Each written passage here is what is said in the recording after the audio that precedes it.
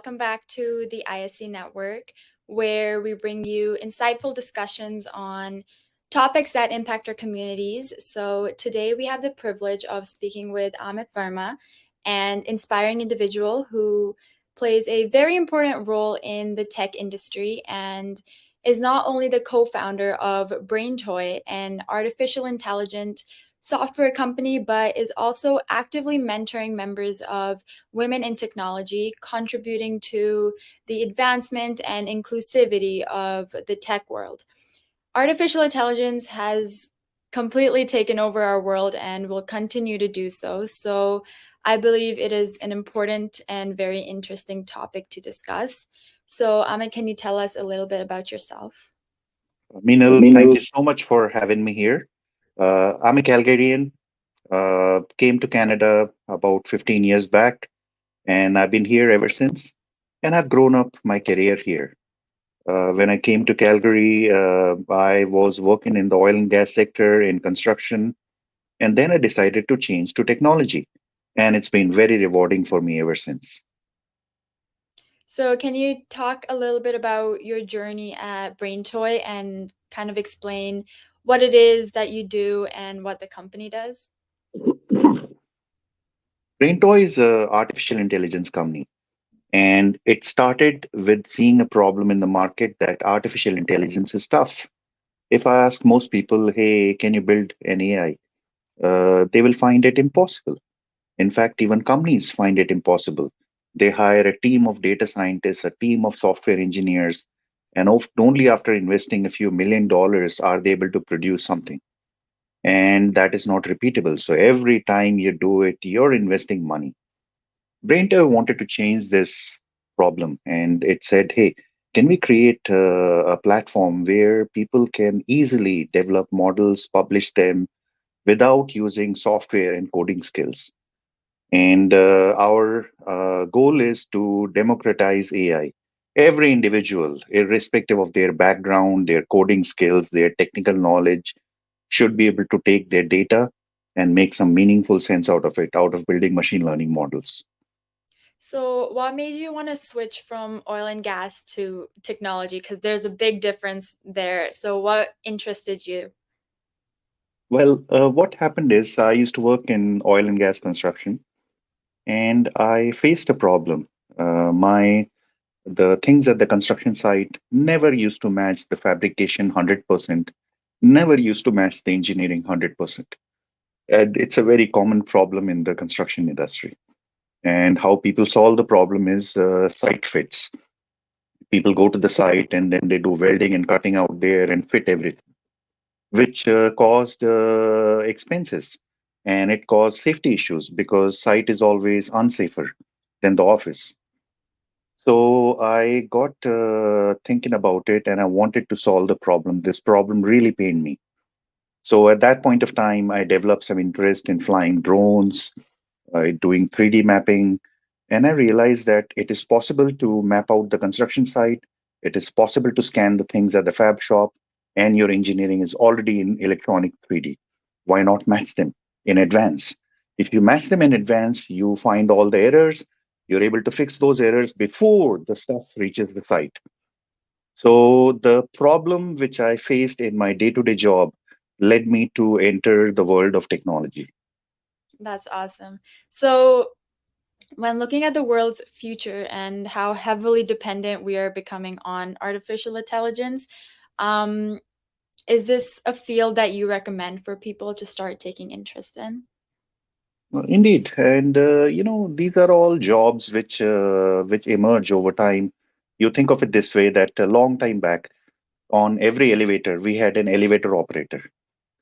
People used to use typewriters to type letters, and all those jobs are gone. There are no typists now. There are no elevator operators now.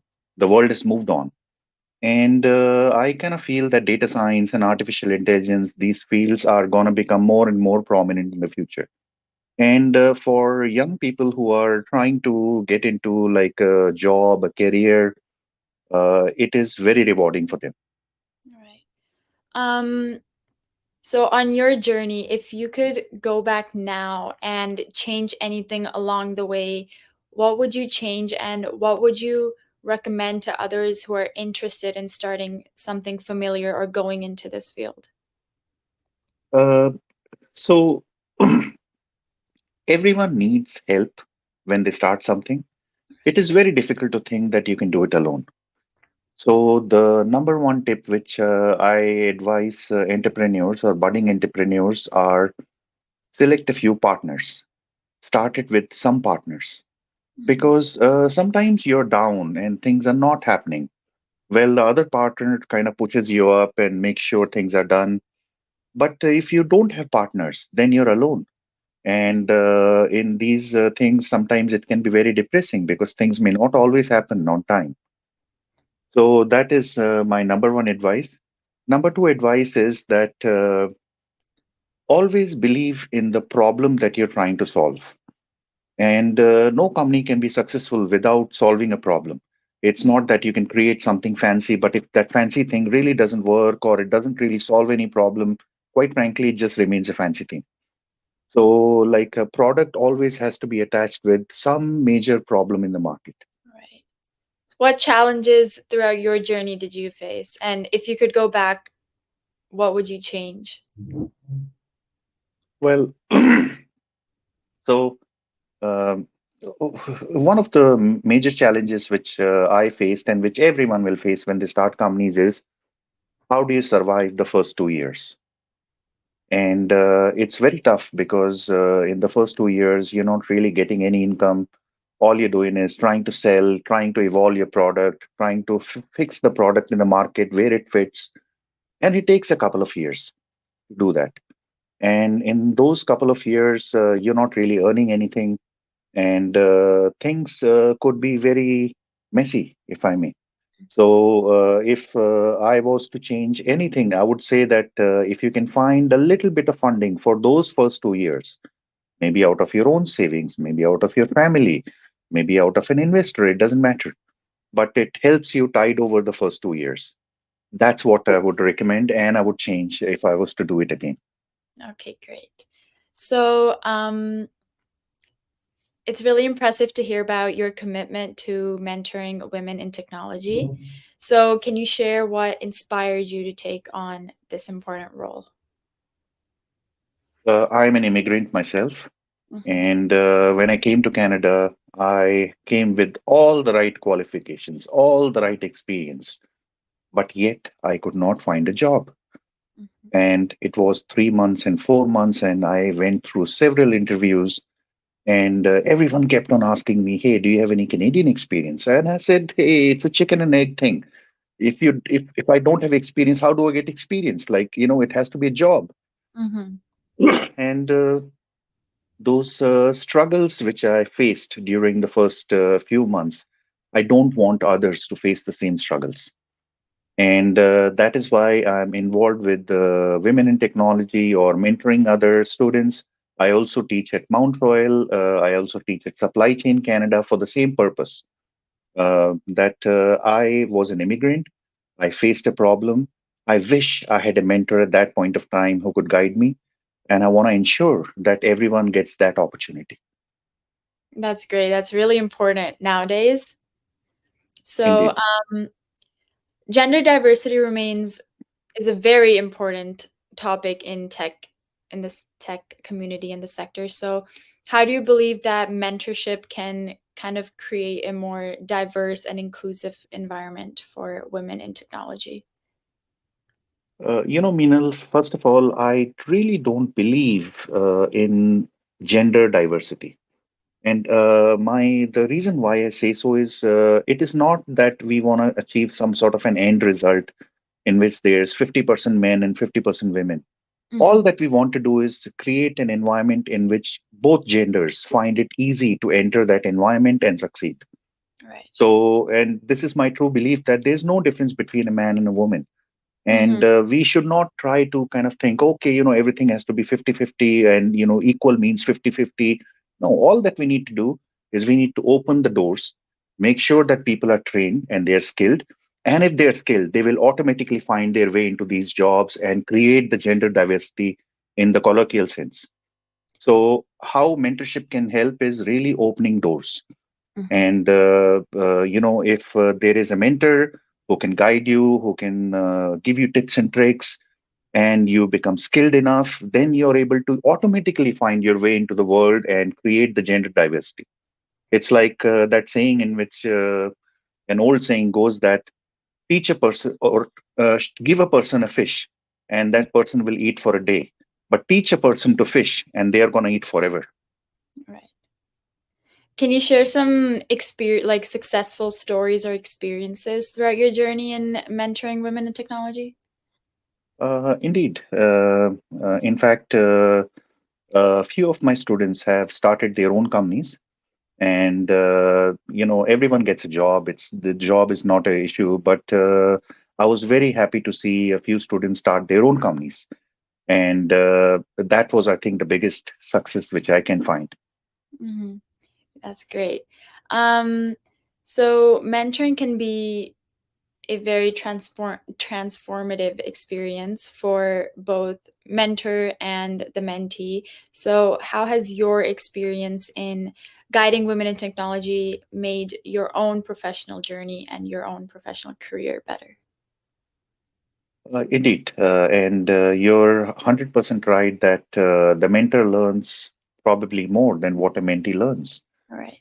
And I think what I learned best out of this journey is who has the potential to be successful and who doesn't have the potential to be successful. And what I realized out of training hundreds of students is that there are some students who stand out, who take the initiative, who ask questions, who don't give up. Mm-hmm. And yet there are some students who don't take the initiative. They expect that something is going to be spoon fed to them. And I have clearly understood out of training the students on who is going to be successful and who is not going to be successful in that field. Mm-hmm. Okay. So, as a tech professional and mentor, how do you kind of envision the future of gender equality in the tech industry, and what role can mentorship play in achieving that vision? I say that the tech industry is one of those industries in which gender doesn't matter. Hmm. You can be anyone and succeed. All that matters is brains and your skills. So unlike any other field in That's which something, that's yeah. something the world finds difficult to understand. Yeah. And I say mentorship has that opportunity to create gender diversity by opening doors, Hmm. by skilling the people, and those skills are lifetime skills. They last, in every job. And I believe mentorship is very important because I never had it when I came to Canada, and I felt that there was a big issue. I think mentorship is really important, especially in people like people who experience it and people who didn't have it before to now who are becoming mentors for other people. I think that's really important and I think it's great. So, Indeed.